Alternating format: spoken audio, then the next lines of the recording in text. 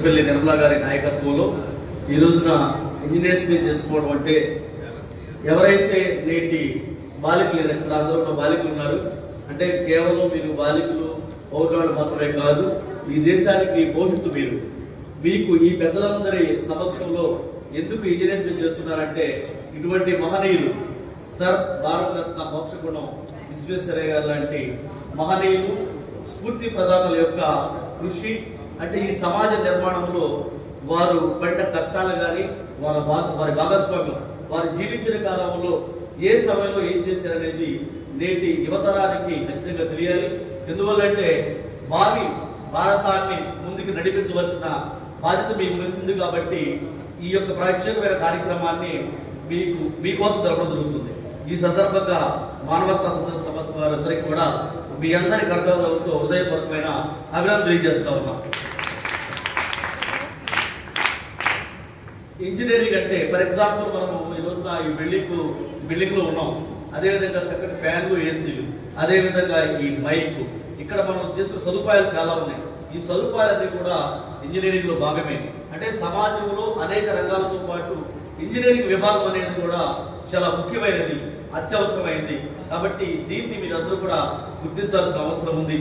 ఇందాక పెద్దలు చాలా మంది మోక్షగుణం విశ్వేశ్వరయ్య గారి గురించి చెప్పడం జరిగింది. అయితే విద్యార్థులు తెలుసుకోవాల్సింది ఏంటంటే మీ అందరికీ కూడా భవిష్యత్తులో మీరు ఏం సాధించాలి అని ఒక లైఫ్ లో ఒక ఎయిమ్ అండ్ అంబిషన్ గోల్ ఉంటుంది. అయితే మీరు ఏ వృత్తిలో అయితే ప్రవేశించారో ఆ వృత్తితో పాటు కొంత ప్రవృత్తిలో కూడా వెళ్లాల్సిన అవసరం ఉంది. అంటే ఈ రోజున మోక్షగుణం విశ్వేశ్వరయ్య గారి యొక్క జీవిత చరిత్ర కనుక గమనిస్తే ఆ విషయాలు కనిపిస్తూ ఉంటాయి. యాక్చువల్గా వారి గురించి డాక్టర్ కేఎల్ రావు గారి గురించి కూడా నేను సార్ అందరి ఘాట్ గారి గురించి పుస్తకం కూడా రాయడం జరిగింది.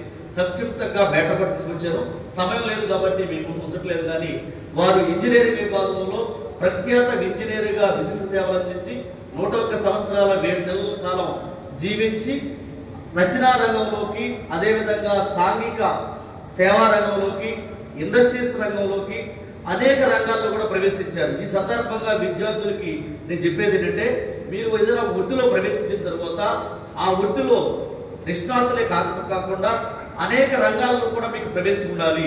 ఈరోజు చాలా మంది మైసూర్ శాండిల్ సోప్ వాడుతూ ఉంటారు. ఆ మైసూర్ శాండిల్ సోపు సంబంధించిన పరిశ్రమని వారే స్థాపించారు. అదేవిధంగా స్టీల్ ప్లాంట్ కూడా స్థాపించారు. అదేవిధంగా కొన్ని విద్యాలయాలు కూడా స్థాపించారు. ఇటువంటి మహనీయుడు పుట్టింది పెరిగింది కర్ణాటక అయినప్పటికీ కూడా ఇప్పుడు కర్నూలు జిల్లాలో ఉన్న మోక్షగుండం అనే విలేజ్ నుంచి వీళ్ళ 4 ఫాదర్స్ కర్ణాటకకి వెళ్ళారు.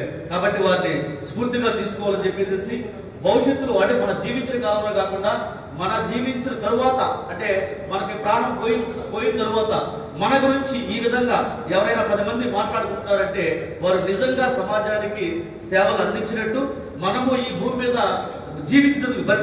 జీవించినందుకు కృతజ్ఞత ఏంటంటే రాబోయే భవిష్యత్ తరాలకి మనం ఉపయోగపడాలి, మన జీవిత కాలంలో ఉపయోగపడే మంచి పనులు చేయాలని చెప్పే సందర్భంగా విద్యార్థులు ఆశిస్తూ ఈ మహోన్నత కార్యక్రమంలో నన్ను కూడా భాగస్వామ్యం చేసినందుకు నిర్వాహకులందరికీ నా హృదయపూర్వకమైన ధన్యవాదాలు.